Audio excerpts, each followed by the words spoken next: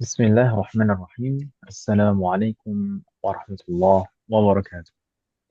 Waalaikumsalam Waalaikumsalam warahmatullahi wabarakatuh. warahmatullahi wabarakatuh. الحمد لله حمدا يوافي نعمه ويكافئ مزيده. أشهد أن لا إله إلا الله وأشهد أن محمدا عبده ورسوله. اللهم صل وسلم على نبينا محمد وعلى آله وأصحابه ومن تبعهم بإحسان إلى يوم الدين.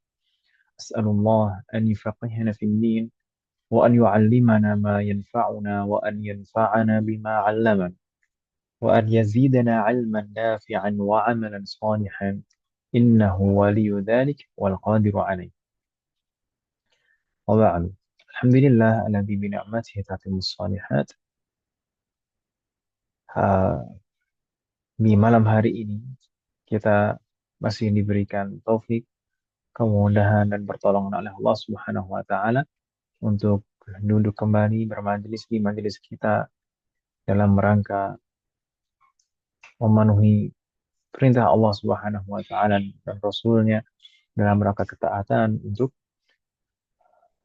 mencari ilmu, untuk menambah ilmu.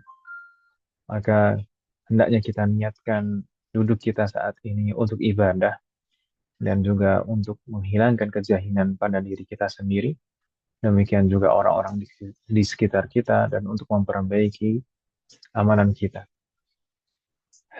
Qadarullah wa ma syaa fa'al. Mungkin beberapa dari ummahat malam hari ini belum bisa hadirah karena beberapa hal, mungkin ada juga yang sakit, ada juga yang masyghulah. Maka yang sakit semoga segera Allah berikan kesembuhan dan semoga Allah selalu memberikan kemudahan dan keberkahan dalam setiap urusan kita. Waffaqanallahu jami'an. Al-ummahat, kunna fi liqa'ina al-madhi.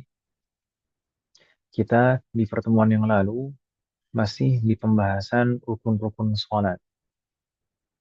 Mungkin bisa dikatakan ini di penghujung pembahasan rukun-rukun salat. Kalau kita lihat lagi kitab Sulamut Taufiq, di sana al-muallif rahimahullahu taala wa nafa'ana bihi wa bi'ulumihi fid dharain. Amin. Ketika beliau menjelaskan di sana ada 17 rukun, maka yang sudah kita bahas itu ada berapa umat sekalian? Sudah 14 ya kan Ibu Sinan ya? Ya. Nah, yang sudah kita bahas adalah 14 rukun. Yang paling baru kita bahas kemarin itu adalah duduk terakhir. Waru. Duduk terakhir sebelum salam. Ya kan Ibu Selena? Dan kemudian yang ke-14 adalah at-tasyahud al-akhir. Tasyahud akhir. Tasyahud akhir dibaca saat duduk terakhir. Dan al-muallif di sana menyebutkan fa'akmaluhu. Maksudnya, tasyahud akhir yang paling sempurna adalah at-tahiyatul mubarakatus salawatut thayyibatu lillah. Assalamu alayka ayyuhan nabiy wa rahmatullahi wa barakatuh. Assalamu alayna wa ala ibadillahis salihin. Ashhadu an la ilaha illallah wa ashhadu anna Muhammadar Rasulullah. Begitu kan Ibu Sinan? Iya. Faqanallahu jami'an. Maka sebagaimana kita sebutkan kemarin, Al-Imam Asy-Syafi'i memilih riwayat lafaz tasyahud yang ini karena lafaz riwayat atau lafaz tasyahud yang ini itu adalah lafaz tasyahud yang terakhir diriwayatkan dari Rasulullah. Meskipun ada riwayat-riwayat lafaz tasyahud yang lain, maka sebenarnya boleh saja menggunakan lafaz-lafaz tasyahud yang lain sesuai dengan riwayat. Yang penting sesuai dengan riwayat, Ibu sekalian. Jangan misalkan menggunakan yang tidak ada di riwayat, tidak ada riwayatnya, karena ini terkait dengan zikir di dalam sholat yang merupakan rukun. zikir di dalam sholat yang merupakan rukun. Maka tidak boleh selain yang sesuai dengan riwayat gitu ya Ustaz. Wafaqanallah jami'an. Dan kemarin kita sudah membahas syarat-syaratnya ya kan Ibu Ustaz ya? Iya. Syarat-syarat tasyahud akhir. Dan mungkin kemarin ada beberapa pembahasan tambahan terkait dengan tasyahud seperti dan mungkin sekilas kita ulangi sedikit di sini untuk penegasan bahwasanya tasyahud itu sampai di lafadz dua kalimat syahadat asyhadu an la ilaha illallah wa asyhadu anna muhammadar rasulullah. Itu lafadz tasyahud. Uh, Lafadz tasyahud yang merupakan rukun qauli. Begitu Ibu Selena. Iya. Dan sebenarnya penamaan tasyahud itu adalah penamaan secara umum. Sebenarnya yang dimaksud tasyahud ya dua kalimat syahadat. Namun karena apa namanya zikir ini mengandung dua kalimat syahadat, akhirnya semuanya dinamakan at-tasyahud. Wafaqanallah jami'. Dan untuk lafadz dua kalimat syahadat sendiri kemarin juga kita telah bahas bahwasanya untuk tasyahud yang pertama jelas insya Allah asyhadu an la ilaha illallah harus seperti itu. Tidak Mm-mm. boleh diganti-ganti kata asyhadunya. Tidak boleh diganti-ganti dengan misalkan uqirru misalkan. Meskipun maknanya hampir mirip. Maka asyhadu harus menggunakan asyhadu. Untuk yang pertama, Ibu sekalian ya, untuk syahadat yang pertama. Adapun syahadat yang kedua itu boleh tidak menggunakan asyhadu. Jadi langsung wa anna Muhammadan atau wa anna sayyidana Muhammadan. Gitu Ibu sekalian. Jadi yang harus ada itu adalah kata asyhadu di syahadat yang pertama, sedangkan asyhadu di syahadat yang kedua, kalau misalkan dihapus tidak mengapa. Namun wa yang menyambungkan antara tasyahud pertama dan tasyahud kedua itu tidak boleh dihilangkan sama sekali. Wa itu harus ada. Wa yang menyambungkan antara tasyahud yang pertama dan tasyahud kedua itu tidak boleh dihapus. Jadi asyhadu an la ilaha illallah wa harus ada wa. Wa anna Muhammadar Rasulullah atau wa asyhadu anna Muhammadar Rasulullah. Itu yang lengkap menggunakan asyhadu sama-sama asyhadu diulangi asyhadu. Begitu Ibu sekalian ya. Wafaqanallah jami'an. Ya.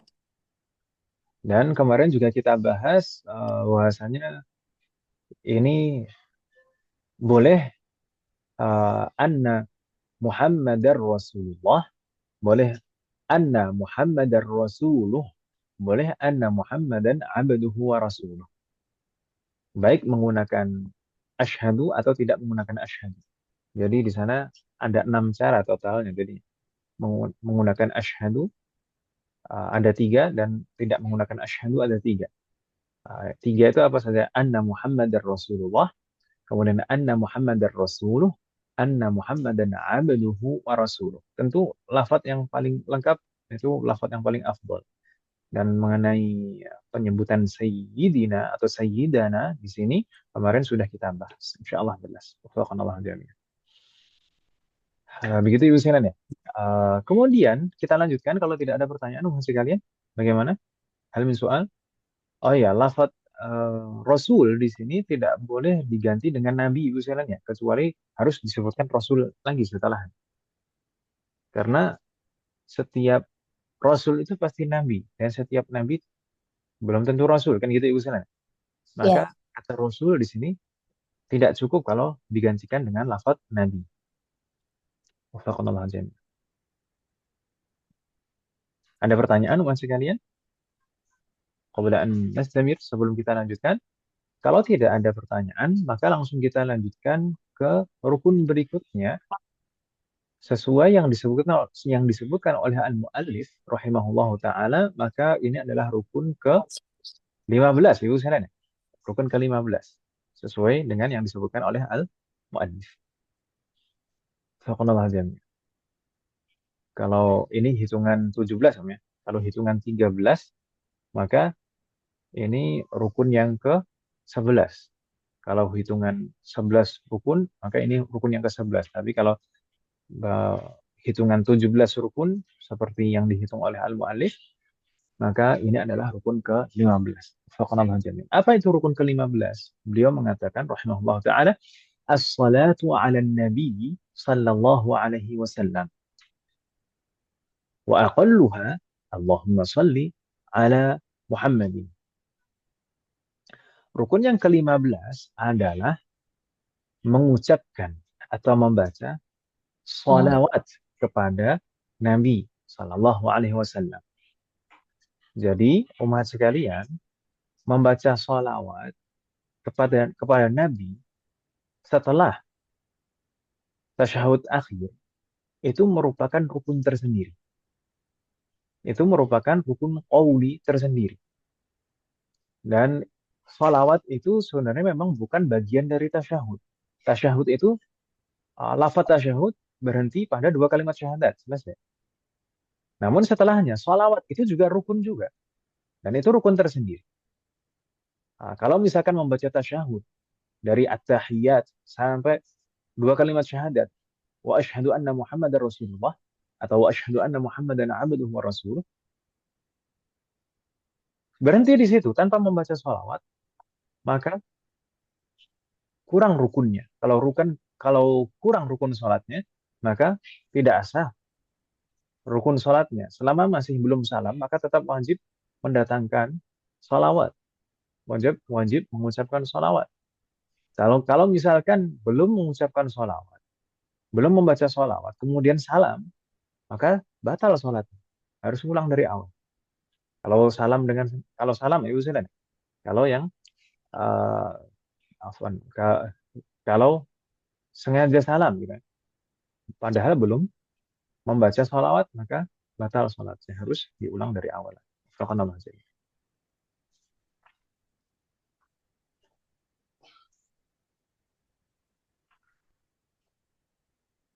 Kemudian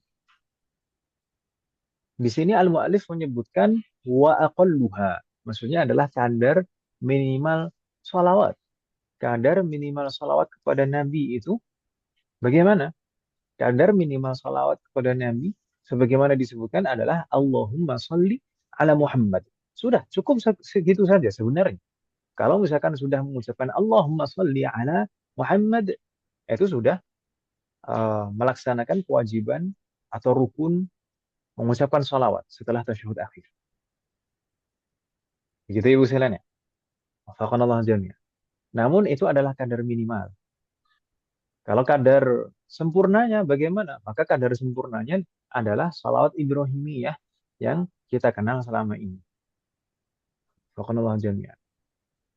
Kalau misalkan menurut kadar minimal di situ masih kalian Allahumma sholli ala Muhammadin, maka bersalawat kepada keluarga Nabi wa ala alihi itu, atau wa ala ali Muhammadin, itu bukan rukun. Naam, sahih. Membaca salawat kepada keluarga Nabi, yaitu wa ala ali Muhammadin, dan seterusnya, itu sebenarnya adalah sunnah. Sunnah salat. Jadi kadar salawat yang wajib itu hanya sampai Allahumma salli ala Muhammad. Begitu Ibu Selene.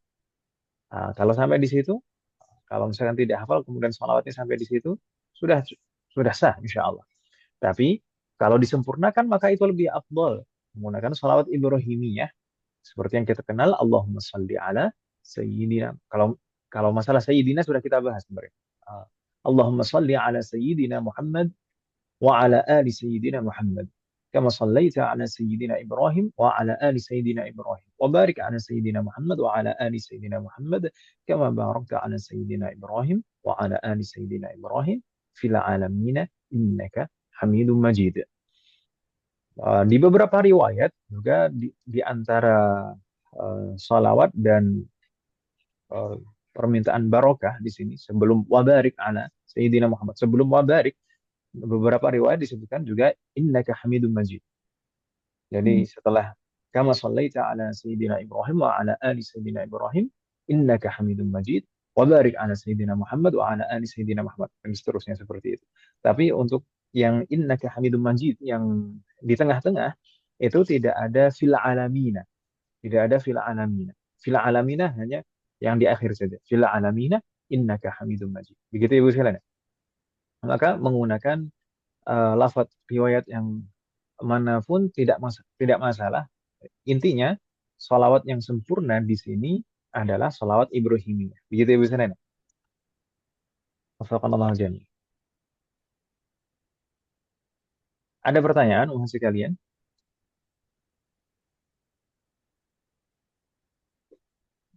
La yujad. La yujad. Nah, la ilaha. Allahumma salli. Maknanya ini apa? Allahumma salli ala Muhammad. Atau Allahumma salli ala Sayyidina Muhammad. Allahumma itu artinya ya Allah. Jadi mim di akhir. Mim bertasydid di akhir itu pengganti kata ya. Aslinya ya Allah. Kemudian ya yang di depan dihapus digantikan dengan mim di akhir. Jadi Allahumma itu maknanya ya Allah. Kemudian salli. Sampaikanlah salawat. Salawat kepada Nabi Muhammad. Jadi ini adalah doa sebenarnya. Ibu sekalian. Ini adalah doa. Maknanya salawat kepada Nabi, Allah bersalawat kepada Nabi, itu maknanya apa Ibu sekalian?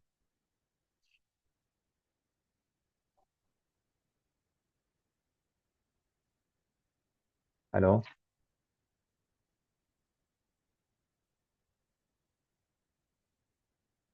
Makna bahwasanya Allah bersalawat kepada Nabi, itu apa?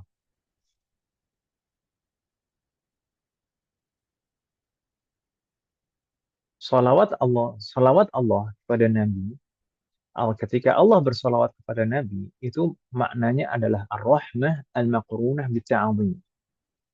Rahmat yang disertai dengan pengagungan. Rahmat yang disertai dengan pengagungan. Itu makna salawat dari Allah kepada Nabi. Begitu Ibu Sinan. Wafaqanallah jami'. Allahumma salli ala Sayyidina Muhammad. Baik. Adapun salawat kepada Nabi, sebagaimana kita sebutkan barusan, adapun salawat kepada keluarga Nabi, yaitu wa ali Sayyidina Muhammad, maka itu adalah sunnah pada tasyahud terakhir, Ibu sekalian. Tapi bukan sunnah pada tasyahud awal. Jadi jangan salah. Berbeda antara salawat di tasyahud awal dan salawat di tasyahud akhir. Kalau di tasyahud akhir itu disunahkan bersalawat kepada alun Nabi, kepada keluarga Nabi juga. Allahumma salli ala Sayyidina Muhammad wa ala ali Sayyidina Muhammad. Namun di tasyahud awal bersalawat kepada keluarga Nabi itu bukan sunnah sama sekali. Bukan sunnah. Jadi sampai mana kalau salawat di tasyahud awal itu sampai Allahumma salli ala Muhammadin atau Allahumma salli ala Sayyidina Muhammad. Sudah selesai. Kemudian Allah Akbar takbir. Berdiri. Begitu Ibu Silan. Halo? Ya Ustaz. Tapi pengertiannya gimana Ustaz? Yang makna salawat dari Allah Gimana? kepada Nabi. Enggak, tadi pengertiannya ketinggalan, saya nyatetnya. Makna salawat dari Allah kepada Nabi. Naam, makna salawat Allah kepada Nabi adalah ar-rahmah al-maqrunah bita'zim. Rahmat yang disertai dengan pengagungan. Rahmat yang disertai dengan pengagungan. Seakan-akan ketika kita memohon kepada Allah, Allahumma shalli ala Sayyidina Muhammad, seakan-akan kita minta kepada Allah, Allahumma rhamhu wa'adzimhu. Seperti itu, seakan-akan maknanya. Karena salawat Allah kepada Nabi Muhammad itu adalah maknanya ar-rahmah al-maqrunah bita'zim. Itu tadi kan, jadi Allahumma shalli, itu seakan-akan kita meminta Allahumma rhamhu wa'adzimhu. Gitu. Wafaqanallahu jami'an. Ar-Rahmah. Yang keduanya apa Ustaz? Ar-rahmah, ar-rahmatul maqrunatu bitta'zim. Rahmat yang disertai dengan ta'zim. Ta'zim itu pengagungan. Ya, yang keduanya apa Ustaz tadi? Ar-Rahmah huwa. Nggak ada wanya. Nggak ada. Na'tun Apa? itu. Oh, Ar-rahmatul maqrunatu bitta'zim. Apa mikrofon saya masih kurang jelas malam hari? iya, ma'ruf. Ma'ruf. Al-maqrunatu. Ar-rahmatul maqrunatu bitta'zim. Maqrunah dari kata qarana. Maqrun. Qaran. Oh, makrun. Naam. Ditakzim, ya. Naam. Bitta'zim. Oh, li Rahmat atau bi? bi. Oh, Bitta'zim. bi, ya Bersebut. Allah. Saya Nah, dengernya dari tadi li terus loh. Ih, ya Allah. Allahumma yassir. Ini nampaknya mikrofon saya masih bermasalah. Iya, kayaknya tuh Ustaz. Oh, orang li kok jadi bi? Makrotnya Yang gitu. betul bio. Enggak, Yang maksudnya saya betul dengernya bio. li. Saya dengernya dari tadi Nah, li. nah. Ya Allah. Ar-rahmatul maqrunatu bitta'zim. Rahmat yang disertai dengan pengagungan gitu ya. Maka kenapa aja? Kenapa aja? Kalau makna keluarga Nabi di dalam salawat itu maknanya siapa mas sekalian?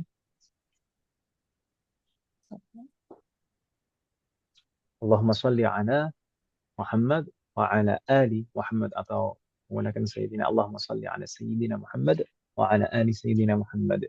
Alu Sayyidina Muhammad itu siapa? Keluarga Nabi itu siapa maksudnya? Maksudnya keluarga Nabi adalah Banu Hashim dan Banu Al-Muttalib. Bani Jadi Hasyim. keturunan Bani Hashim dan Bani Muttalib. Keturunan Hashim dan Muttalib. Hashim itu kakek buyut beliau. Sedangkan nah Aba Usayyidina wa ala rutab wa banu Abdullah Abdul Manaf. Nah, pokoknya jamiah.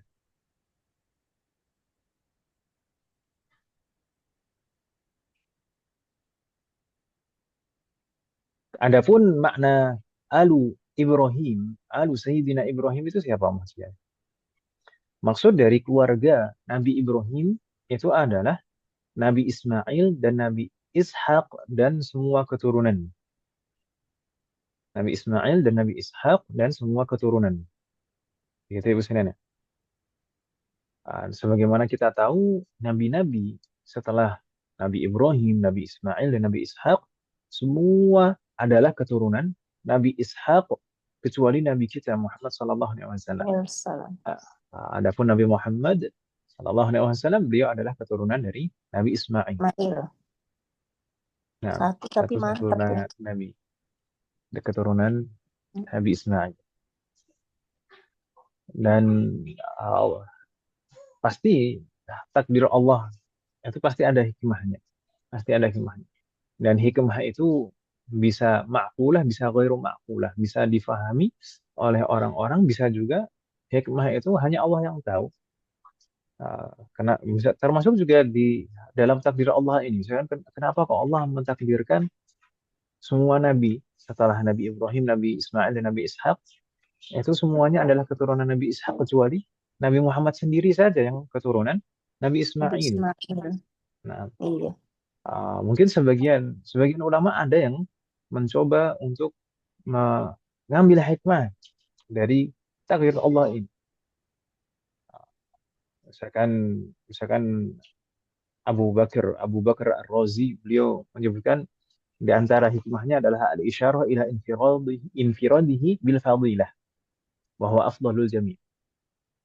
Jadi isyarat dari Allah Subhanahu wa taala bahwasanya Nabi Muhammad itu betul-betul dikhususkan dengan keutamaan beliau.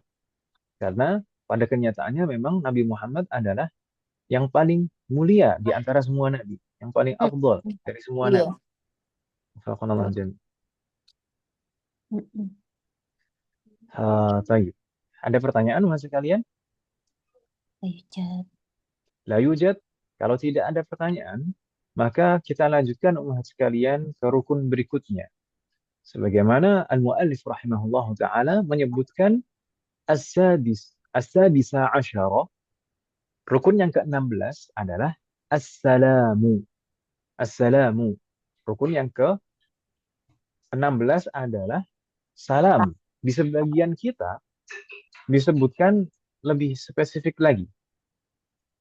Di sebagian kitab-kitab suci disebutkan lebih spesifik lagi. Maksudnya, yang salam yang merupakan rukun adalah at-taslimatul ula. Salam yang pertama. Pertama. Nah, jadi salam yang merupakan rukun sholat, dan ini juga termasuk rukun qauli, di antara rukun-rukun qauli di dalam sholat. Maka yang merupakan rukun qauli adalah salam yang pertama saja. Adapun salam yang kedua merupakan sunnah. Begitu Ibu sekalian ya?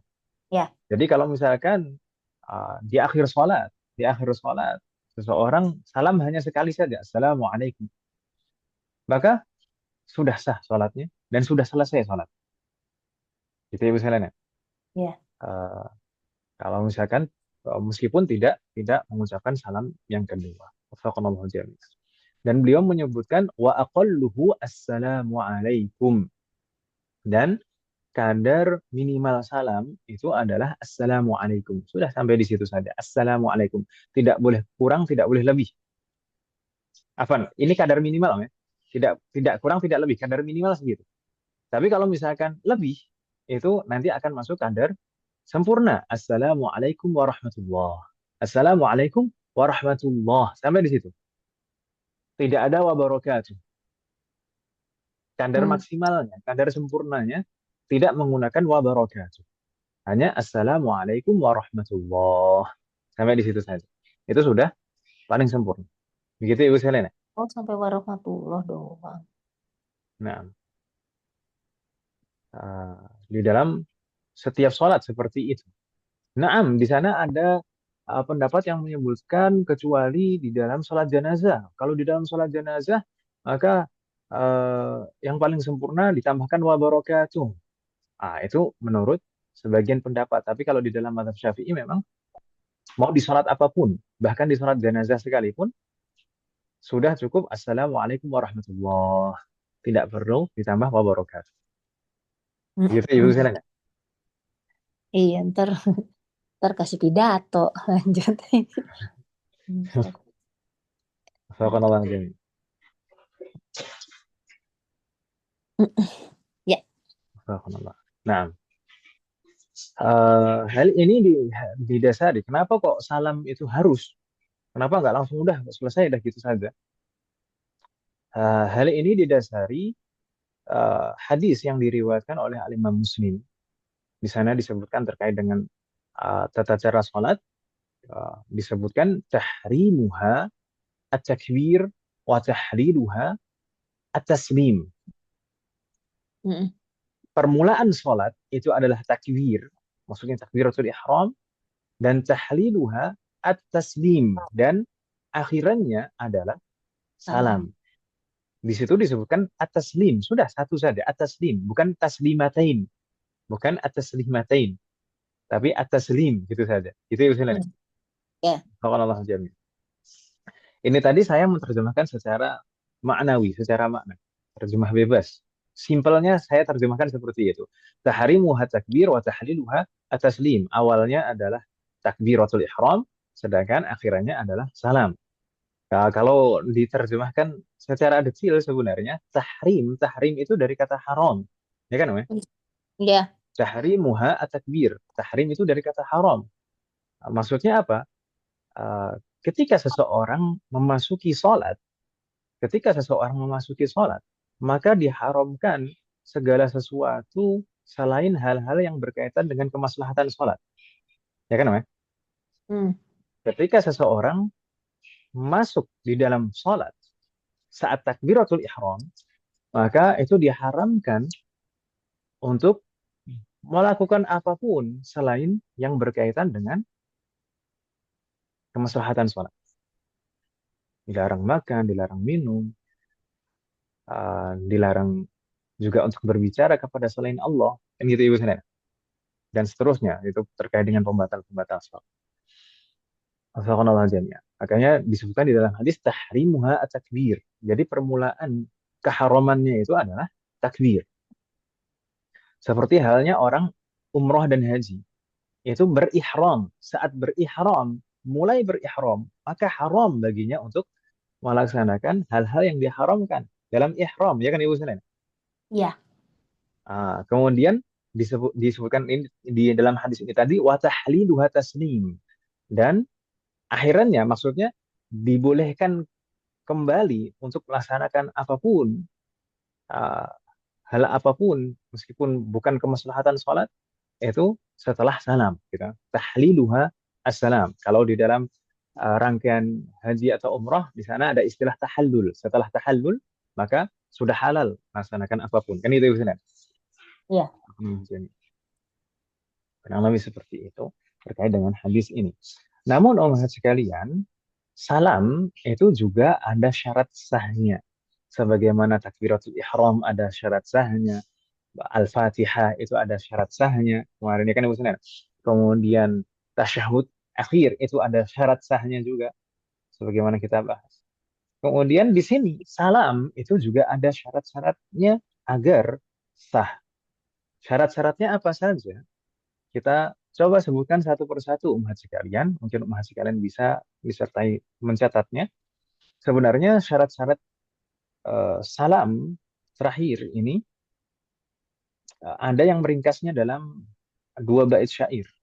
Arif wa khatib wasil wajma' wa wali wa kun mustaqbilan thumma la taqsid bihil khabara wajlis wa asmi' bihi nafsan fa in kamulat tilka syurutu wa tammat kana mu'tabara. Total jumlahnya yang disebutkan di dalam bait itu ada 9. Mungkin nanti akan ada tambahan satu lagi. Naam, 9 itu apa saja? Yang pertama arif. Maksudnya kata assalam di situ harus bentuknya ma'rifah diawali al. Harus ma'rifah. Jadi tidak boleh hanya salam alaikum, salamun alaikum, salamu alaikum, salamu alaikum. Harus ada al. Assalamu alaikum. Gitu Ibu sekalian. Mungkin sebagian kalau misalkan ada yang sholatnya assalamualaikum, assalamualaikum itu belum mengucapkan rukun qauli yang terakhir. Maka belum selesai seharusnya sholatnya. Dan kalau dia mengerjakan pembatal sholat, berarti batal sholat. Gitu, men. Wafaqqanallahu jami'an. Jadi harus ada al di awalnya. Ini berbeda dengan salam-salam yang di dalam tasyahud. Kalau salam-salam yang ada di dalam tasyahud, misalnya, at-tahiyatul mubarakatus salawatut thayyibatu lillah, assalamu alayka ayuhan nabiyyu wa rahmatullahi wa barakatuh, assalamu alayna ala ibadillah sholihin. Ada dua salam dalam tasyahud. Maka kalau salam di dalam tasyahud itu boleh dihilangkan al-nya. Boleh salamu alayka ayuhan nabiyyu dan salamu alayna. Itu boleh karena memang ada riwayatnya yang menyebutkan seperti itu. Itu kalau tasyahud. Namun kalau salam untuk mengakhiri sholat itu harus ada al. Begitu Ibu sekalian ya? Bisa difahami maksud saya Ahmad? Nah, syarat berikutnya, syarat yang kedua, tadi kalau di dalam bait disebutkan wa khatib. Maksudnya apa? Dhamir yang digunakan pada alaikum ini harus dhamir untuk mukhatab. Harus dhamir atau kata ganti untuk orang kedua. Jadi tidak cukup kalau misalkan assalamu alaihi, assalamu alaihima, assalamu alaihim, assalamu alaiha, assalamu alaihinna misalkan, atau assalamu alayya bahkan, atau assalamu alaina. Tidak, tidak cukup. Harus menggunakan dhamir mukhatab. Kata gantinya harus kum, assalamu alaikum. Kum, harus kum. Begitu Ibu sekalian ya? Wadih Mahat? Wadih. Naam, berikutnya wasil. Kalau di dalam bait wasil, maksudnya sil ini antara dua kata assalamu dan alaikum ini tidak boleh disisipkan kata yang lain. Harus bersambung langsung, tidak boleh disisipkan kata yang lain. Insyaallah jelas Ibu sekalian ya. Antara dua apa Ustadz? Afwan. Antara dua kata, assalamu dan alaikum, ini tidak boleh disisipkan kata yang lain. Harus langsung bersambung. Assalamualaikum.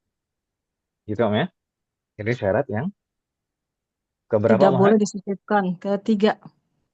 Nah, syarat yang ketiga.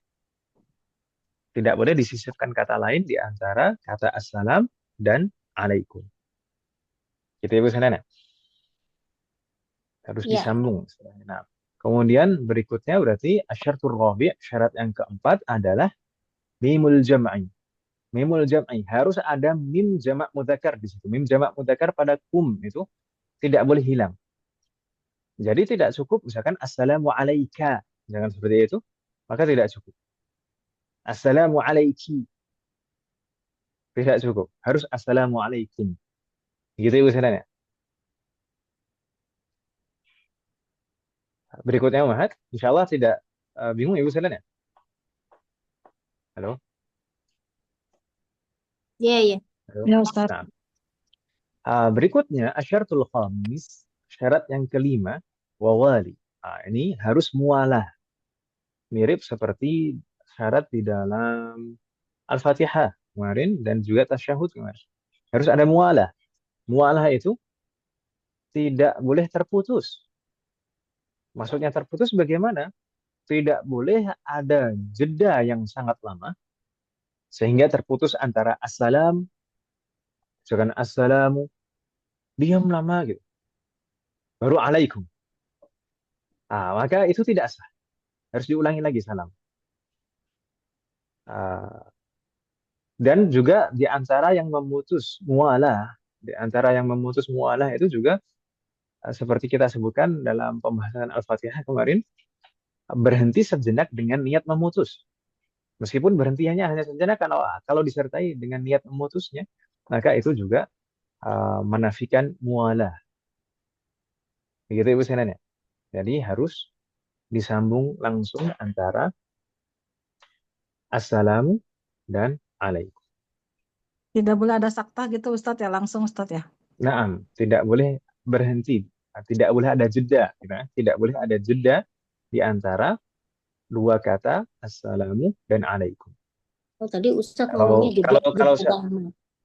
bagaimana? Tadi Ustadz ngomongnya jeda lama. Jadi kalau jeda sebentar nggak apa-apa gitu. Saya mikir, dihapus aja Kalau lah lama. jeda, kalau jeda sebentar tidak mengapa kalau tidak Nggak selesai. disertai niat memutus. Tapi Oh, kalau jeda sebentar disertai dengan niat memutus bacaan, maka itu juga membatalkan salam. Gitu ya. Persis seperti di dalam surat bacaan Al-Fatihah kemarin. Kita bahas seperti itu kan namanya. Kalau iya. ada, kalau misalkan jeda lama atau jeda sebentar disertai dengan niat memutus, maka itu memutus bacaan. Demikian juga kalau menyisipkan suatu kata atau zikir atau doa di antara ayat-ayat Al-Fatihah, itu juga memutusnya berarti. Kalau di sini tadi disendirikan antara syarat yang keempat dan yang kelima. Yang keempat tadi, syarat yang ketiga, tadi, syarat yang ketiga tadi harus tidak boleh ada sisipan, ya, tidak boleh ada kata yang disisipkan di antara dua kata assalamu dan alaikum. Sedangkan syarat yang kelima ini tidak boleh ada jeda. Begitu ya Ibu sekalian ya? Iya. Fakanallah sini. Berikutnya syaratus sadis, syarat yang ketujuh masih sekalian. Tujuh ya? Kalau di dalam bait, syarat yang keberapa? Ini syarat ke-6 maksud saya. Iya, Syarat ke-6. enam. Ke-6, Syarat yang ke-6 apa masih sekalian? Kalau di dalam bait disebut mustaqbilan. Naam. Syarat yang ke-6 ini harus dibaca dalam kondisi menghadap kiblat. Harus dibaca dalam kondisi menghadap kiblat. Gitu ya Ibu sekalian ya? Iya, iya, Bahkan iya. bahkan ketika misalkan safar dengan jalan kaki misalkan. Kan kita pernah membahas bahwasanya kalau safar dengan jalan kaki, safar jauh dengan jalan kaki, yaitu menunaikan sholatnya boleh sambil jalan ke arah ke arah yang dia tuju kan gitu ya. Kecuali dalam takbiratul ihram, kemudian ruku, sujud. Nah, termasuk sampai salam, yaitu tasyahud akhir, kemudian salawat, kemudian salam, itu semuanya harus menghadap kiblat. Ah, wafaqanallahu jami'an. Jadi kapan boleh berjalannya? Boleh berjalan ya saat posisi berdiri. Saat posisi berdiri, saat posisi i'tidal, itu boleh berjalan. Wafaqanallahu jami'an. Gitu Ibu Silana. Jadi syarat yang ke-6 ini tadi apa maksud kalian? Dibaca dalam kondisi menghadap kiblat. Nah, apa yang Mustaqbilan. harus menghadap kiblat? Nah, mustaqbilan. Mustaqbilan lil qiblah. Menghadap kiblat. Apa yang harus menghadap kiblat maksud kalian? Yang Muka. wajib menghadap kiblat itu apa? Ini salam loh. Apa jarinya? Apa sih? Kan jari. Kan ini. Mukanya. Apa sih?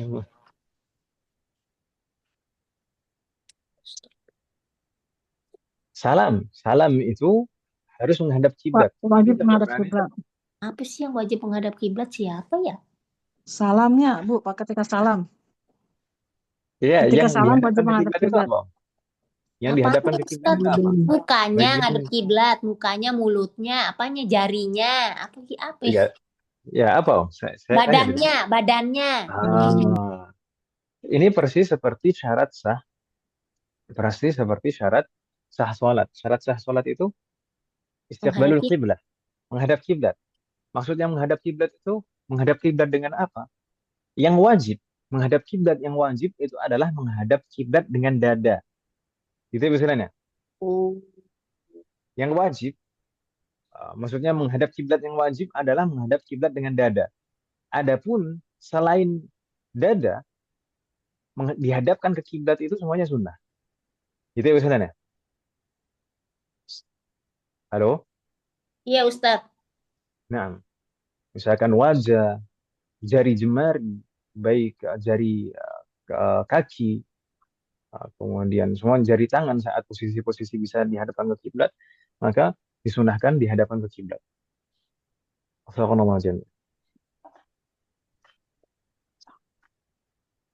Kalau wajah kalau tidak dihadapkan ke kiblat, batalkan sholat atau tidak? Enggak.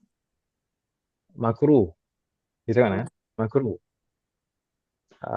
Tapi kalau mata khilaful aula, mata tidak dihadapkan ke tempat sujud, maka itu khilaful aula. Baik. Khilaful aula itu menyelisihi yang lebih afdol, gitu. Tidak sampai kadar makruh. Wafaqanallahu jami'an. Tapi kalau di dalam salam itu tadi, di dalam salam itu harus dibaca saat menghadap kiblat. Yang menghadap kiblat apa? Yang menghadap kiblat juga dada juga, badannya yang menghadap kiblat. Itu Ibu sekalian ya. Untuk wajah bagaimana, Mas sekalian? Sekalian kita sebutkan mungkin sunnahnya di sini. Wajah bagaimana?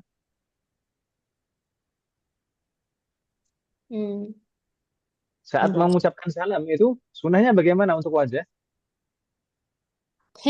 Ngadep kali ke kanan.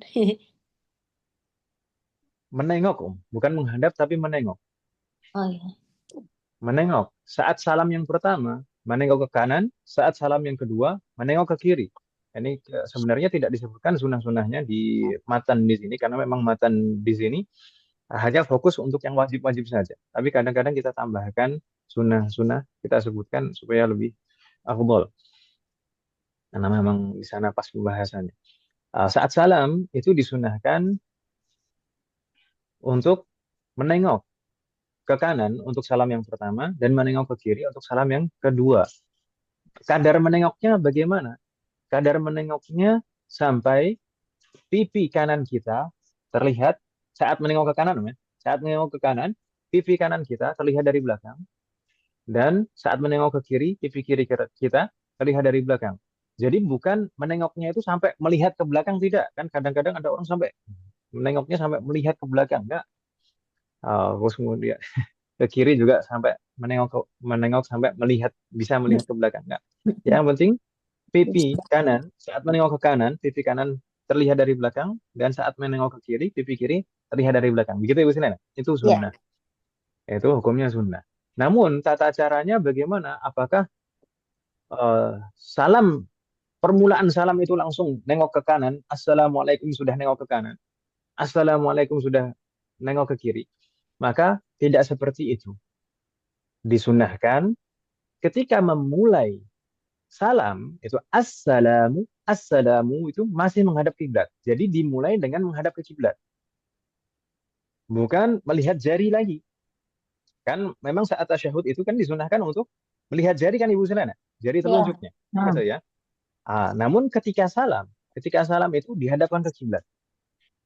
Permulaan salam, assalamu alaikum warahmatullah. Assalamualaikum, kalau misalkan sampai kum saja, maka cukup sudah. Assalamualaikum warahmatullah.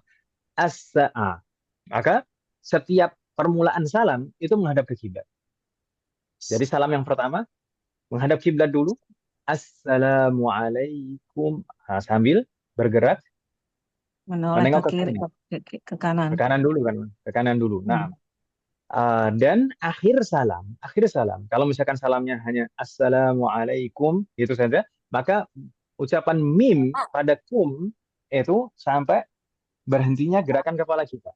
Atau kalau misalkan sampai warahmatullah, berarti hak itu sampai kita berhenti kepala kita. Assalamualaikum warahmatullah. Kemudian sebelum salam yang kedua, maka menghadap ke kiblat lagi. Bukan dari kanan, langsung assalamualaikum warahmatullahi langsung disambung ke kiri, tidak seperti itu. Tapi permulaan salam yang kedua itu juga menghadap ke kiblat terlebih dahulu. Dan disunahkan juga ada jeda antara salam yang pertama dan salam kedua. Menghadap kiblat, kemudian baru memulai assalamualaikum warahmatullahi disertai dengan menghadap ke kiri, menengok ke kiri. Seperti cara yang pertama tadi. Begitu Ibu Selena? Bingung tidak? Sekali. Iya, iya. Tidak Ustadz, setelah selesai salam pertama menghadap kiblat dulu, harus ada jeda menghadap kiblat dulu, baru assalamualaikum yang kedua ke kiri. Nah, jadi permulaan salam, baik salam yang pertama maupun salam yang kedua itu menghadap ke kiblat. Gitu ya Bu Selena. Ya, Ustadz. Kemudian baru menengok seiring dengan ucapan salam itu. Wassalamualaikum jami'an. Jadi kalau misalkan saya praktekkan dengan Assalamualaikum warahmatullah. Assalamualaikum warahmatullah. Begitu ya Bu Selena? Ya, Nah, Ustadz. Ustadz. Mengatakan, Mas? Nah, la ilaha illallah. Ustaz, ini untuk Berikutnya, mazhab Syafi'i ya, Ustaz?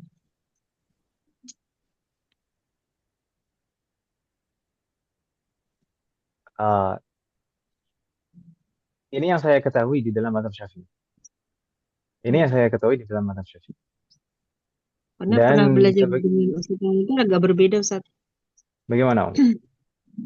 Kalau Anda pernah belajar dulu sama salah satu Ustaz itu langsung gitu, Ustaz. Jadi menengok ke kanan, langsung ke arah kiri untuk salam kedua tanpa ada jeda, tanpa mampir dulu gitu, Ustaz, di tengah-tengah gitu, Ustaz. Wassalamualaikum. Kalau di dalam mazhab Syafi'i memang sesuai yang saya jelaskan barusan. Sesuai dengan yang saya jelaskan barusan seperti itu. Kalau masalah mazhab itu kan masalah riwayat.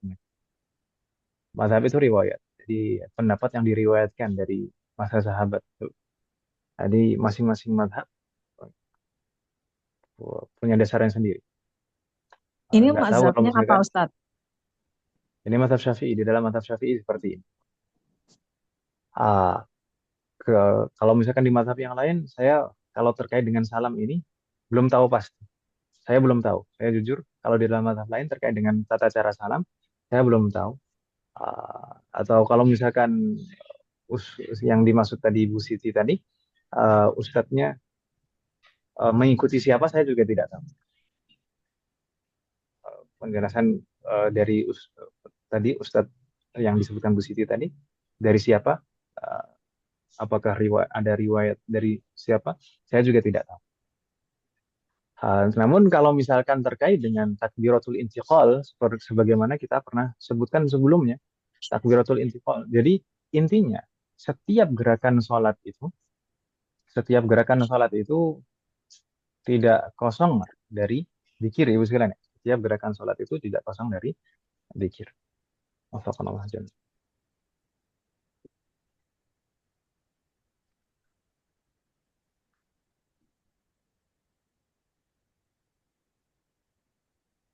Ada lagi pertanyaan masih kalian?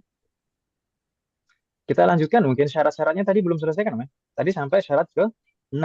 6. Syarat yang ke-7, masih kalian. Syarat yang ke-7 apa? Ini tadi tata cara seperti itu tadi bukan syarat sah, ibu sekalian. Tata cara seperti itu tadi itu adalah sunnah. Bahkan kalau misalkan tidak menengok sekalipun itu sah. Kalau tidak menengok sekalipun sebenarnya sah. Begitu ibu sekalian ya. Wadih Muhammad. Waduh. Nah, Ustaz. eh, berikutnya syarat yang ke-7 la taqsud bihil khabar. Naam, alla yaqsuda bihil khabar faqat. Ketika mengucapkan salam itu tidak diniatkan untuk pengkabaran saja. So, kan artinya assalamualaikum itu kalau diartikan secara harfiah keselamatan untuk kalian kan gitu kan. Keselamatan untuk kalian. Meskipun sebenarnya itu adalah doa. Tapi kalau misal kalau doa itu bukan pengkabaran. Kalau doa itu permohonan. Semoga kalian selalu dinaungi keselamatan, ya, selalu mendapatkan keselamatan.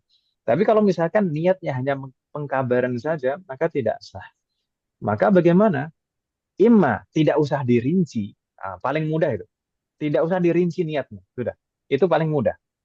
Atau kalau mau dirinci, jangan hanya niat pengkabaran saja, tapi juga disertai dengan niat untuk keluar dari sholat, selesai dari sholat. Tapi kalau misalkan yang paling mudah ya udah nggak usah dirinci lah niat. Karena kalau dirinci kemudian salah, malah repot kan itu, ya. Wafaqanallah jami'an.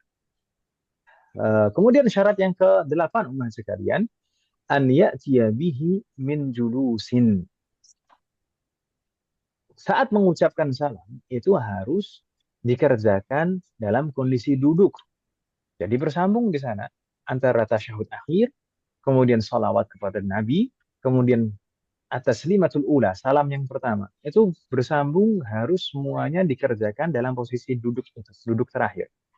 Begitu Ibu Sirana? Iya. Gimana Ustaz? Berikutnya, gimana? Bersambung tadi harus bersambung. Ya, antara tasyahud akhir, kemudian salawat kepada Nabi dan salam, itu semuanya dilakukan dalam kondisi duduk, kan gitu, ya? Nah, semuanya dilakukan dalam kondisi duduk. Jadi berurutan seperti itu. Tasyahud akhir dulu, kemudian salawat kepada Nabi, kemudian salam. Tertib harus seperti itu. Wafaqanallah jami'an. Berikutnya, asyartut tasi', syarat yang ke-9, an yusmi'a bihi nafsahu. Ini syarat yang ada pada semua rukun qauli. Bahkan kita sebutkan ini syarat sah pada semua ibadah qauliyah, ibadah yang berupa ucapan. Apa itu? An yusmi'a bihi nafsahu. Suaranya harus terdengar oleh dirinya sendiri. Gitu ya, Ibu Silan, ya? Ini syarat ini ada pada bacaan takbiratul ihram, pada bacaan al-fatihah, pada tasyahud awal, salawat, dan salam. Ini semuanya ada syarat ini. Yaitu harus keluar suaranya minimal terdengar oleh telinganya sendiri. Begitu kan Ibu Silan, ya? Jadi tidak sah kalau misalkan saat salam itu hanya di dalam hati saja. Atau misalkan menggerakkan bibir tapi tidak ada suara. Lifting. Menggerakkan bibir tapi tidak ada suara, itu juga tidak sah. Maka harus keluar suara. Dan suaranya harus terdengar minimal oleh telinganya sendiri. Patokannya, sebagaimana kita sebutkan, patokannya adalah pendengaran normal.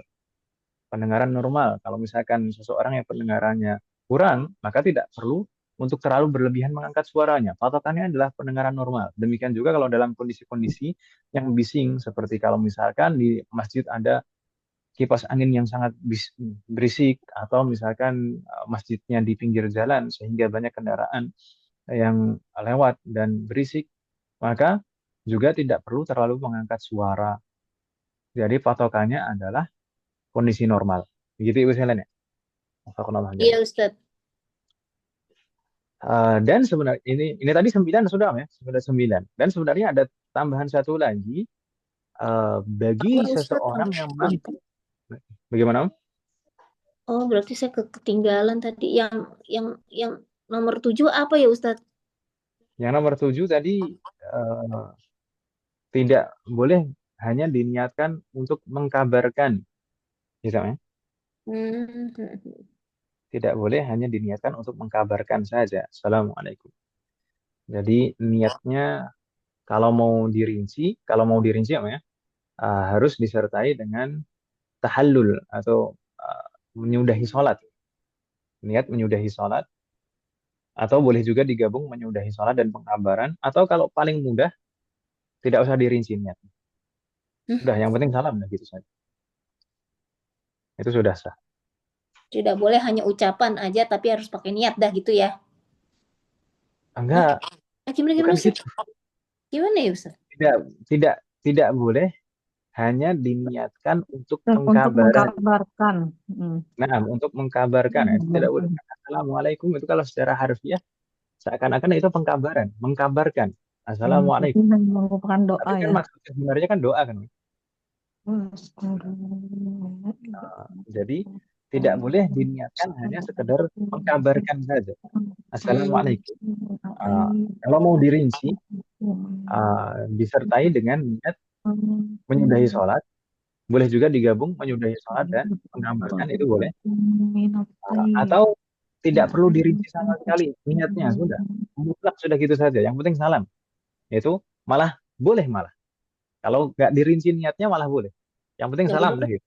ya udah gitu aja lah Ustadz. Itu paling mudah. Makanya saya tadi bilang itu yang paling mudah seperti itu. Daripada dirinci, nanti kalau misalkan dirinci ternyata malah salah kan gitu. Iya, ntar mumet Ustadz. Iya bener lah. Kenal aja. Tidak boleh. Tidak boleh. Diniatkan hanya untuk mengkabarkan. Nah, tidak boleh diniatkan hanya untuk mengkabarkan. Itu tadi sudah 9 Ibu Silan ya berarti Maya? Nah, Iya, mungkin iya. ditambahkan satu lagi, bagi seseorang yang mampu membacanya dengan bahasa Arab, maka harus dibaca dengan bahasa Arab. Gitu ya. Bagi orang yang mampu, ya, mampu mengucapkannya dengan bahasa Arab. Assalamualaikum, seharusnya semuanya sih bisa. Uh, bagi Saya seseorang apa yang mampu mengucapkannya dengan bahasa Arab, maka harus diucapkan dengan bahasa Arab. Bagaimana kalau ada misalkan yang tidak mampu mengucapkannya dengan bahasa Arab, maka boleh diterjemahkan. Boleh diterjemahkan ke bahasa apa? Yang tidak boleh diterjemahkan itu kan Al-Fatihah.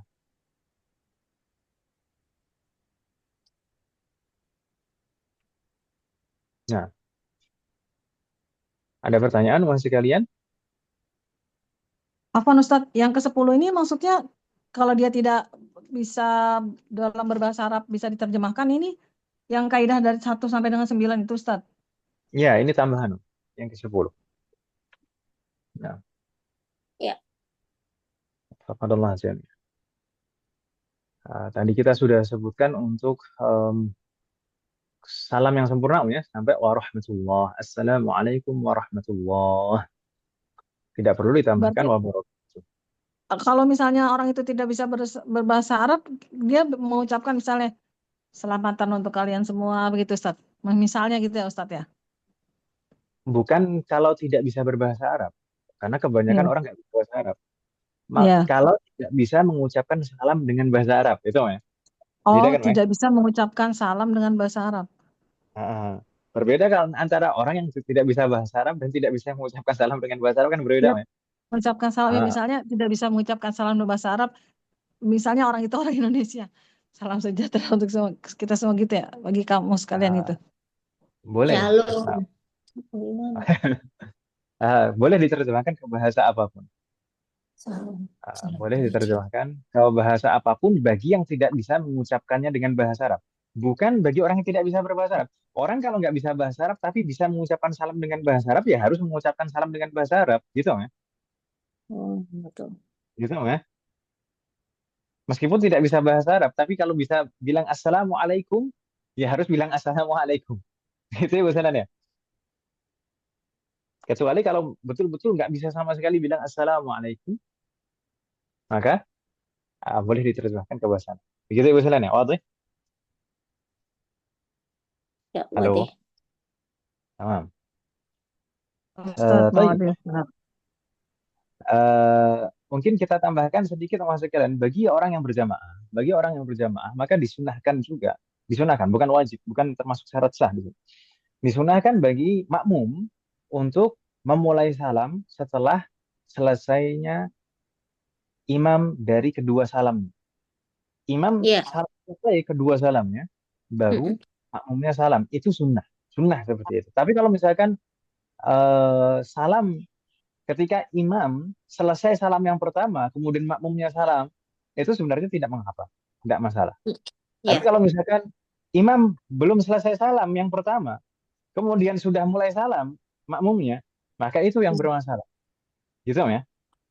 Iya, iya. Itulah ngomong.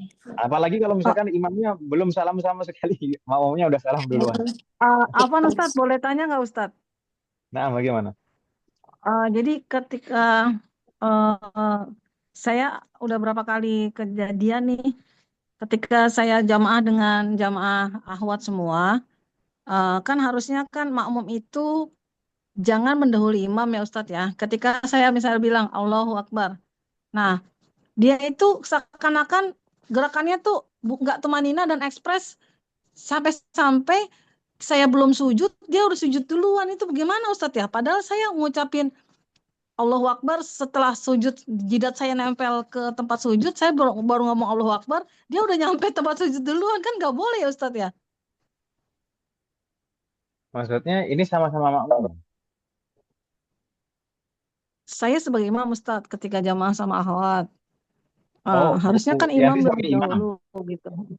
Nah, Ustadz, Ah, saya sebut Allahu Akbar misalnya dalam posisi saya sujud, saya kan berusaha takbirnya Allahu Akbar itu ketika jidat saya udah nyampe sujud supaya makmum saya jangan mendahului gitu Ustadz. Tapi ini nah. makmum saya mendahului. Nah, offside Ustaz. Maka itu sebenarnya nanti masuk ke pembahasan berikutnya, yaitu masalah jamaah dan sholatul jumu'ah. Di pembahasan Oh ya berikutnya, Ustadz. kalau digeser ke bawah, kita faslun fil jamaah, pasal yang membahas tentang jamaah. Maka Jamaah. jamaah nanti kaitannya Ya. dengan mutaba'atul imam. Mutaba'atul imam itu bawabitnya, ketentuan-ketentuannya seperti apa, nanti pembahasannya di sana insya Allah. Gitu kan? Nah Ustadz, nah Ustadz. Iya, emang sering kayak gitu tuh. Maka nanti akan insya Allah akan kita bahas nanti terkait dengan mutaba'ah itu kadar-kadar eh, mendahului imam yang membatalkan, kadar mendahului imam yang tidak membatalkan, kemudian kadar tertinggal dari imam. Tertinggal dari imam itu juga bisa dikatakan meninggalkan mutaba'ah, tidak mengikuti imam. Tertinggal, maka kadar tertinggal itu yang tidak membatalkan itu sejauh mana, kemudian yang sampai membatalkan itu sejauh mana tertinggalnya, gitu ya? Wassalamualaikum warahmatullahi Iya, wabarakatuh. Ustaz. Insyaallah pembahasan sholat jamaah. Wassalamualaikum warahmatullahi Ini yang Boleh nanya lagi apa Ustadz ya? Ini bukan wabarakatuh. masalah tidak berada di luar kaidah tentang yang dibahas tentang salam Ustadz. Ketika saya perhatikan nih Ustadz, ketika saya minta dalam sholat berjamaah, orang ini iqomah gitu Ustadz. Kok bacaannya kurang pas gitu ya Ustadz ya? Terus enaknya kalau ngomongnya gimana ya? Soalnya dia maaf ya Ustadz ya. Qad qamatis sholatu shadaqah mati sholat shadaqah gitu Ustadz. Gimana ya Ustadz yang ngomongnya Ustadz? Bacanya nggak gimana ya?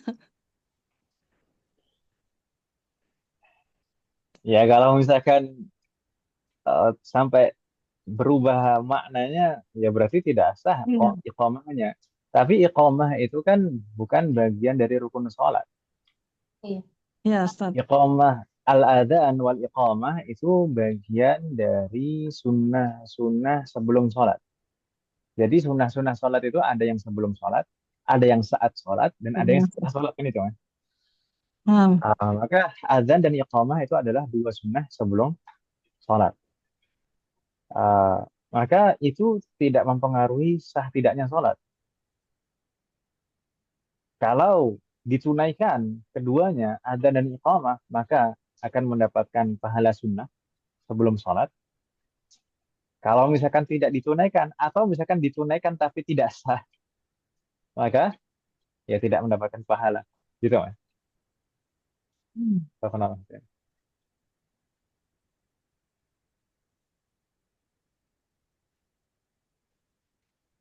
Kita lanjutkan, Mas. Ada Ustaz. Nah, terkait dengan tata cara tadi sudah, ya, mengucapkan dua salam tadi, itu terkait dengan tata cara itu sudah. Nah, tata cara yang saya sebutkan tadi itu di dalam mazhab Syafi'i, dan ini riwayat sudah dari generasi generasi awal mazhab Syafi'i, itu sudah diriwayatkan seperti ini tata cara. Bahkan dari kitab-kitab yang ulama salaf. Karena pendapat pendapat fikihnya pada hakikatnya kan riwayat itu silang. Jadi bukan tidak kita tidak bisa berkreasi sendiri. Masya aja. Berikutnya mahasiswa sekalian, kita lanjutkan yaitu rukun yang ke-17 berarti usulannya. Berarti ini rukun yang terakhir sesuai dengan yang disebutkan oleh al-mu'allif. Jam berapa ini, Bang? Subhanallah. Setengah Kita 10. kita kita lanjutkan bagaimana mahasiswa sekalian nih nanggung ini. Iya Ustaz, udah terakhir kan? Nah, ini rukun yang terakhir. Rukun yang terakhir itu apa? Rukun yang terakhir Tertib. sebagaimana disebutkan oleh al-mu'allif as-sabi'a Tertib. asyara, rukun 17 adalah at-tertibu. Tertib. Maksudnya tertib apa?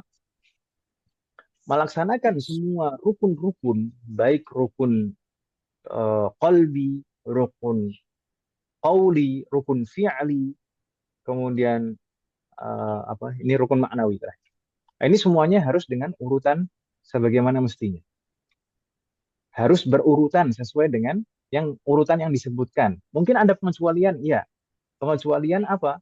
Pengecualian di awal itu ada beberapa rukun yang dikerjakan bersamaan.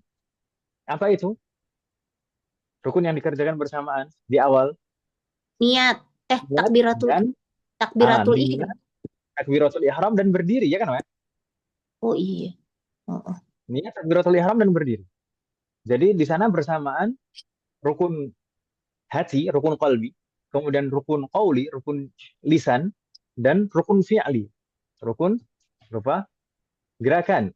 Itu dilakukan bersamaan. Itu di awal. Gitu kan, Mas? Iya. Ya, saya. Nah, kemudian juga di akhir di sana juga ada yang harus dilakukan bersamaan. Apa itu? Yaitu Tasyahud. duduk terakhir. Duduk terakhir itu dilaksanakan saat tasyahud terakhir, salawat kepada Nabi, dan juga salam. Itu duduk terakhir, ya kan, Mas? Semuanya dalam posisi duduk terakhir. Tapi selain itu semuanya harus berurutan. Selain itu semuanya harus berurutan. Tidak boleh tidak. Bahkan antara tasyahud akhir dan sholawat itu juga harus berurutan. Tasyahud akhir dulu, baru sholawat. Tidak boleh dibalik sholawat dulu, baru tasyahud akhir.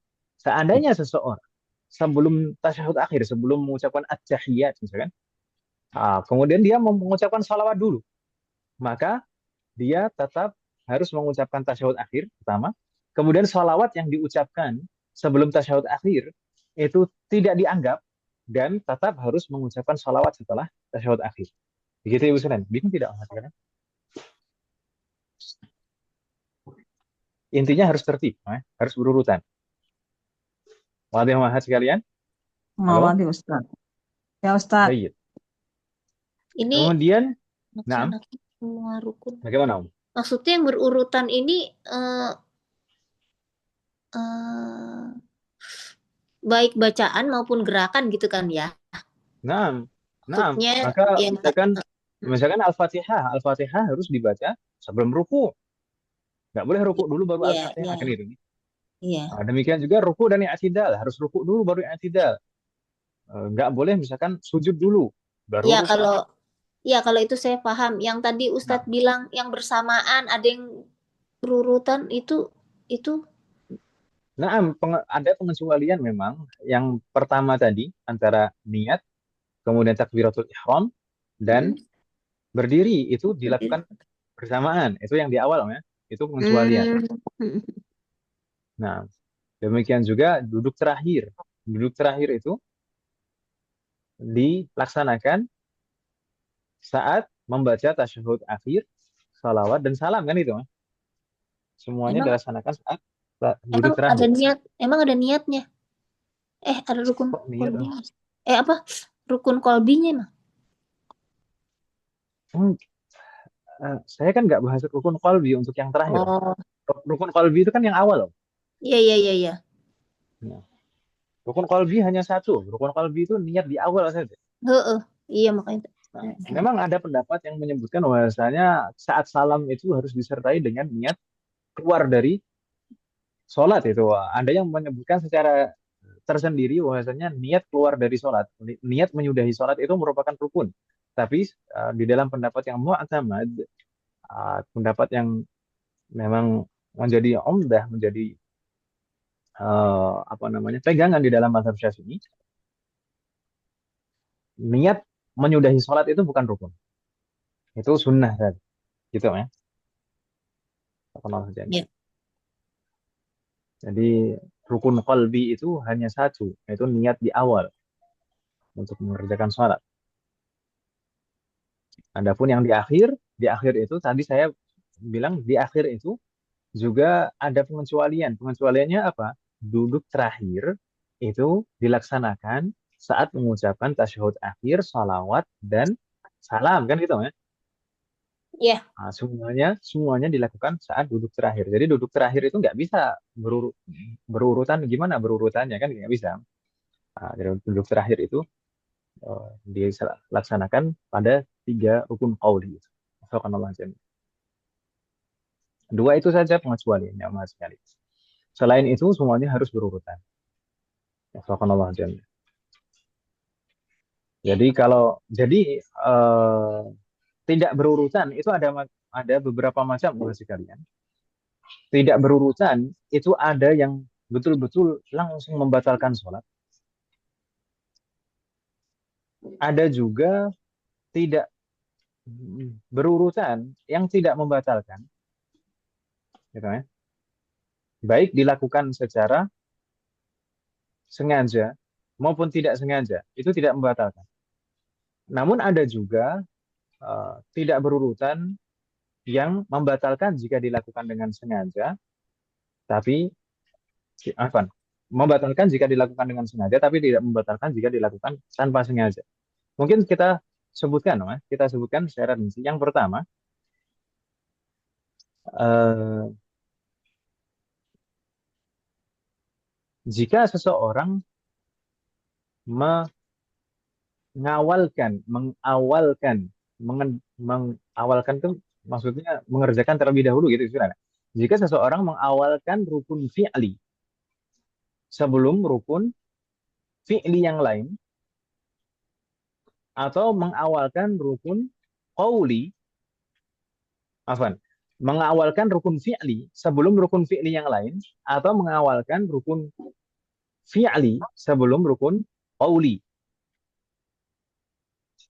Bisa dipahami tidak maksud saya? Bingung tidak maksud kalian? Jika seseorang mengawalkan rukun fi'li sebelum rukun fi'li yang lain atau sebelum rukun qauli. Nah, hal ini kalau dilakukan secara sengaja dan tahu hukumnya, maka batal. Tapi kalau misalkan dilakukan tanpa sengaja atau karena tidak tahu, maka tidak batal, hanya saja harus kembali ke rukun yang dilewatinya. Gitu ya usulannya. Contoh bagaimana? Contoh mengawalkan rukun fi'li sebelum rukun fi'li yang lain, misalnya seorang sujud terlebih dahulu sebelum rukuk. Itu kan mengawalkan rukun fi'li sebelum rukun fi'li yang lain. Gitu ya? Halo? Iya. Mengawalkan sujud sebelum rukuk. Fi'li dan sama-sama fi'li. Ya, saya. Iya. Maka itu kalau dilakukan dengan sengaja dan tahu hukumnya, maka batal. Tapi kalau misalkan tidak sengaja atau tidak tahu hukumnya, maka tidak batal, tapi harus kembali ke posisi rukuknya. Jadi dia harus kembali posisi berdiri dulu, kemudian rukuk, kemudian i'tidal, kemudian sujud lagi. Jadi sujudnya yang pertama tadi tidak dianggap. Itu kalau tidak sengaja atau tidak tahu. Tapi kalau dilakukan dengan sengaja, itu sudah batal langsung. Gitu ya. Atau tadi mengawalkan rukun fi'li sebelum rukun qauli. Contohnya apa? Contohnya rukuk mengedepankan rukun qauli, mengedepankan rukun, mengawalkan rukun fi'li, yaitu rukuk terlebih dahulu sebelum membaca Al-Fatihah. Mengawalkan rukun fi'li sebelum rukun qauli. Rukuk dulu sebelum Al-Fatihah. Maka ini juga sama. Kalau dilakukan dengan sengaja dan tahu hukumnya, maka batal. Tapi kalau dilakukan tanpa sengaja atau tidak tahu hukumnya, maka tidak batal. Tapi harus kembali berdiri lagi untuk membaca Al-Fatihah, kemudian rukuk lagi. Itu Ibu sekalian. Bingung tidak mas sekalian untuk yang pertama ini?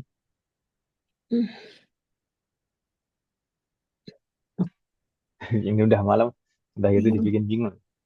Iya, ini agak-agak ribet ya yang ini ya. Bingung mas sekalian?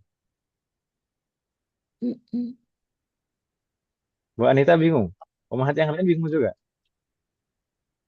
Iya, Ustaz. Ngedahuluin bacaannya. Mengawalkan.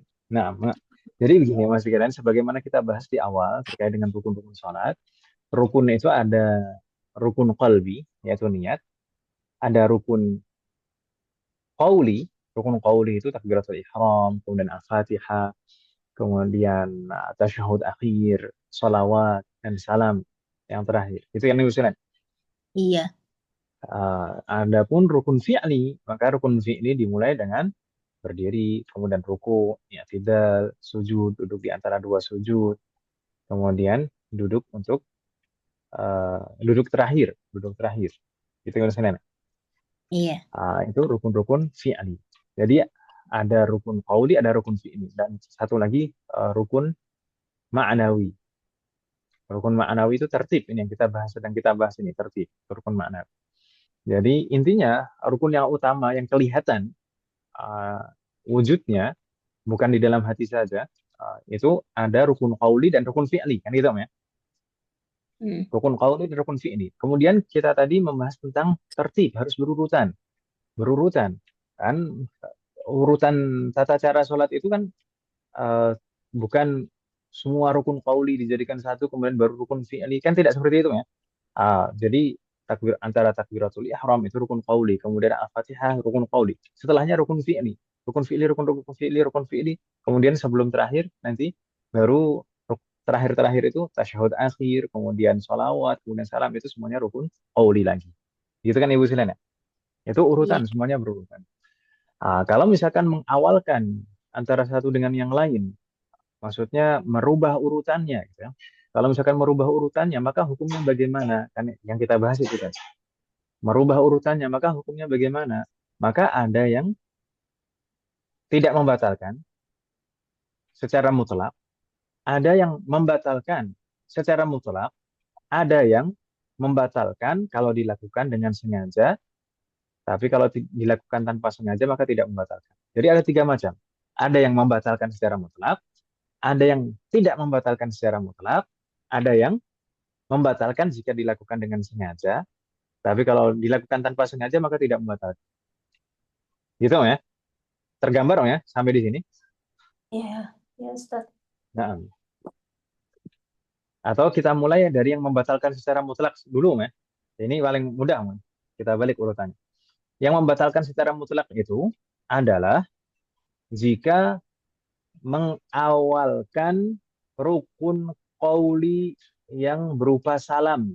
Salam yang harusnya paling terakhir, rukun paling terakhir. Kalau diawalkan kalau diawalkan maka batal sholat. Misalkan masih rokaat pertama, ini sholat sholat bukan sholat witir, ya. Masih rokaat pertama kemudian langsung salam, atau misalkan masih berdiri kemudian salam, batal sholat. Gitu ya Bu Silan ya? Wadih Mahat. Ya. Nah, jadi mengawalkan salam itu membatalkan secara mutlak. Yang tidak membatalkan secara mutlak apa? Ini yang kedua sekarang. Yang tidak membatalkan secara mutlak, yaitu mengawalkan rukun qauli selain salam. Mengawalkan rukun qauli selain salam. Baik mengawalkan sebelum rukun fi'li atau rukun qauli yang lain. Maka itu tidak membatalkan secara mutlak. Gitu ya Bu Sulaiman ya? Misalkan mengawalkan tasyahud. Mengawalkan tasyahud sebelum sujud. Maka ini tidak membatalkan.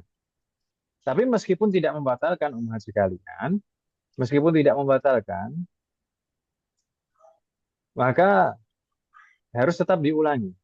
Maksudnya yang diawalkan itu tidak dianggap. Rukun qauli yang diawalkan itu tidak dianggap. Misalkan sebelum sujud yang paling terakhir, dia sudah tasyahud duluan. Nah, maka ketika tasyahudnya selesai, kalau dia sudah selesai tasyahud sekalipun, dia kalau misalkan sujud yang kedua kemudian duduk lagi, dia tetap harus mengucapkan tasyahud, harus membaca tasyahud lagi. Jadi tasyahud yang dibaca pertama tadi, yang bukan pada tempatnya, itu tidak dianggap, tidak dianggap, tidak membatalkan, tapi juga tidak dianggap. Gitu ya misalnya. Itu kalau mengawalkan rukun qauli, rukun qauli, baik mengawalkan sebelum rukun fi'li yang lain atau rukun qauli yang lain. Termasuk juga misalkan mengawalkan sholawat kepada Nabi sebelum tasyahud. Saya katakan tadi, ini harus berurutan supaya sah. Tasyahud akhir dulu, baru sholawat. Kalau diawalkan bagaimana? Ini kan rukun qauli. Kalau diawalkan tidak membatalkan, tidak membatalkan, tapi tetap harus mengucapkan atau menunaikan sesuai dengan urutannya setelahnya. Misalkan seorang belum mengucapkan tasyahud, dia langsung memulai dengan sholawat. Allahumma sholli ala Muhammadin. Kemudian dia baru mengucapkan tasyahud, at-tahiyyat, dan seterusnya. Maka setelah selesai tasyahud, asyhadu an la ilaha illallah wa asyhadu anna Muhammadar Rasulullah, dia tetap harus mengucapkan sholawat. Jadi sholawat yang pertama tadi tidak dianggap. Begitu Ibu sekalian. Tapi hal seperti itu tidak membatalkan. Hanya tidak dianggap saja. Begitu Ibu sekalian. Wadih Mahat. Halo. Iya. Ya, Jadi tadi kalau mengawalkan salam sebelum Ustaz. waktunya, maka itu membatalkan secara mutlak. Tapi kalau misalkan mengawalkan rukun qauli, kalau mengawalkan rukun qauli dari rukun-rukun yang lain, mengawalkan baik dari rukun fi'li atau rukun qauli yang lain, itu tidak membatalkan secara mutlak, tapi tidak dianggap. Gitu Ibu sekalian. Iya, Halo? iya ya Ustaz. Nah, tapi kalau mengawalkan rukun fi'li, ini yang ketiga sekarang. Mengawalkan rukun fi'li. Mengawalkan rukun fi'li, baik mengawalkan sebelum rukun fi'li yang lain atau mengawalkan sebelum rukun qauli. Intinya mengawalkan rukun fi'li. Mengawalkan rukun fi'li itu membatalkan jika dilakukan dengan sengaja dan tahu hukumnya. Tapi kalau dikerjakan tanpa sengaja atau tidak tahu hukumnya, maka tidak membatalkan. Hanya saja tidak dianggap dan harus kembali ke posisi awalnya. Posisi rukun yang belum dikerjakan. Itu Ibu sekalian. Ya, Ustaz. Wafaqanallah jami'an.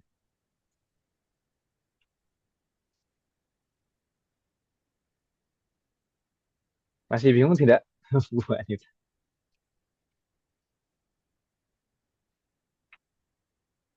Halo? Ya, Iya, iya bingung. enggak. Enggak, oh, ya. Sambil nyatet soalnya. Wafaqan. Nah, Astagfirullah. Ada pertanyaan masih kalian? Saya minta maaf nampaknya ini sudah waktunya sudah lewatnya banyak. Saya Ya, minta Ustaz. maaf. Ada pertanyaan mungkin sebelum kita coba Om Ahad? Ayo, catat, Ustaz.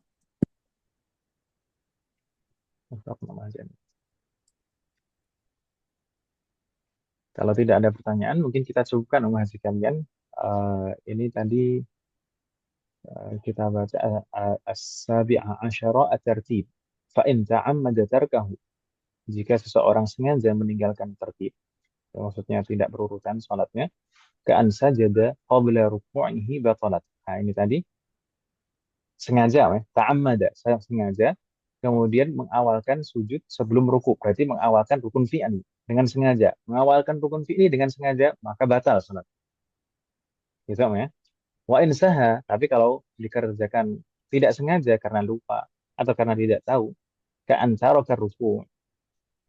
Misalkan belum ruku, sudah sujud duluan. Bagaimana? Fal ya'ud ilaihi. Maka harus kembali berdiri lagi untuk melaksanakan ruku. Illa an yakuna fi mislihi au ba'dahu. Kecuali kalau sudah diteruskan sholatnya sampai rukun yang semisal seperti rukun yang ditinggalkan. Tadi meninggalkan ruku, langsung sujud. Harusnya dia kembali.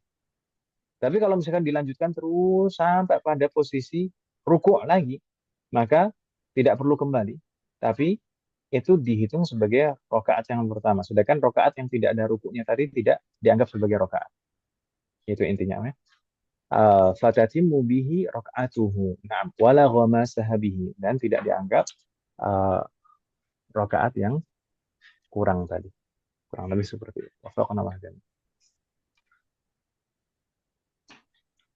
Itu kalau tidak sengaja atau tidak tahu. Tapi kalau misalkan sengaja mengawalkan rukun fi'ali, maka langsung batal. Sebagaimana kita bahas tadi. Wafaqanallah jami'an. Semoga Allah memberikan taufik kepada kita semuanya. Dengan ini kita alhamdulillah sudah menyelesaikan pembahasan rukun-rukun sholat Ibu sekalian ya. Mungkin kalau misalkan Ibu sekalian mau diulangi pembahasan yang barusan terakhir dan masih agak bingung, mungkin saya ulangi di awal pertemuan yang akan datang. Semoga Allah memberikan taufik dan kemudahan. Adapun pembahasan berikutnya nanti insya Allah terkait dengan eh, ketentuan-ketentuan sholat jamaah dan sholat Jumat. Ketentuan sholat jamaah dan sholat Jumat. Maka eh, keduanya ada kaitannya karena di antara syarat sahnya sholat Jumat itu adalah jamaah. Gitu ya, ya. Makanya di sini dijadikan bersambung antara jamaah dan Jumat. Meskipun umat sekalian mungkin jarang atau bahkan tidak ada yang melaksanakan sholat Jumat, tapi mungkin bisa berfaedah nanti. Baik mungkin disimak dengan suami atau nanti bisa ngasih tahu suami atau ngasih tahu anak-anak. Masyaallah atau cucu bahkan kita. Kita cukupkan oh kalian. Ya, Ustaz. Nah, naktafi bihadzal qadar. Kita cukupkan oh kalian. Semoga apa yang kita bahas dan pelajari malam hari ini bermanfaat dan barokah. Semoga Allah selalu memberikan taufik kepada kita semuanya agar kita bisa mengamalkan setiap ilmu yang kita pelajari. Semoga Allah selalu memberikan kemudahan, keberkahan, kesabaran, keistiqomahan, serta keikhlasan dalam proses belajar kita. Semoga Allah selalu memberikan taufik dan hidayah kepada kita semuanya, demikian juga kepada orang-orang yang kita sayangi. Semoga Allah selalu melindungi kita semuanya dan juga orang-orang yang kita sayangi dimanapun berada. Jika di antara kita ada yang sakit atau kerabat kita atau keluarga kita ada yang sakit, semoga segera diberi kesembuhan oleh Allah Subhanahu wa taala. Semoga umat sekalian, jika di antara umat sekalian ada yang sakit, mungkin beberapa dari umat ada yang belum bisa hadir malam hari ini karena sakit, maka semoga Allah segera memberikan kesembuhan kepada beliau-beliau. Amin. Semoga Allah selalu melindungi negara kita dan memperbaiki kondisi negara kita. Semoga Allah memberikan pemimpin yang terbaik untuk negara kita dan memperbaiki kondisi negara kita. Semoga Allah menjadikan kita semuanya termasuk hambanya yang soleh dan solehah dan bertakwa kepadanya. Semoga Allah menjadikan keluarga kita dan anak keturunan kita termasuk hambanya yang soleh dan solehah. Dan semoga terlahir dari mereka generasi ulama. Semoga Allah mengumpulkan kita bersama dengan keluarga kita dan anak keturunan kita di surga Firdaus. Semoga Allah mengampuni semua dosa-dosa kita dan menerima semua amal ibadah kita. Amin. Semoga Allah mengampuni semua dosa orang tua kita dan guru-guru kita dan menerima semua amal ibadah mereka. Semoga Allah selalu memberikan keberkahan dalam setiap urusan kita, termasuk dalam ilmu, waktu, usia, dan keluarga kita. Semoga Allah selalu memberikan taufik kepada kita semuanya agar kita bisa senantiasa ridho, bersabar, dan bersyukur atas semua ketetapan dan ketentuan Allah Subhanahu wa Ta'ala. Semoga Allah memberikan kepada kita semuanya husnul khatimah. Semoga Allah melimpahkan keberkahan dan taufik kepada kita semuanya di bulan Rajab ini. Demikian juga di bulan Sya'ban. Dan semoga Allah memberikan taufik, pertolongan kepada kita semuanya agar kita bisa bertemu dengan bulan Ramadan dengan kondisi yang terbaik sehingga kita bisa maksimal beribadah di dalamnya dan Allah menerima semua amal ibadah kita dan mengampuni dosa-dosa kita. Wassallallahu ala nabiyina Muhammadin wa ala alihi wa sahbihi ajma'in. Subhanakallahumma wa bihamdik asyhadu an la ilaha illa anta astaghfiruka wa atubu ilaik. Assalamualaikum warahmatullahi wabarakatuh. Waalaikumsalam warahmatullahi wabarakatuh. Jazakumullah khairan, Ustaz. Wa jazakumullah khairan. Barakallahu fiik.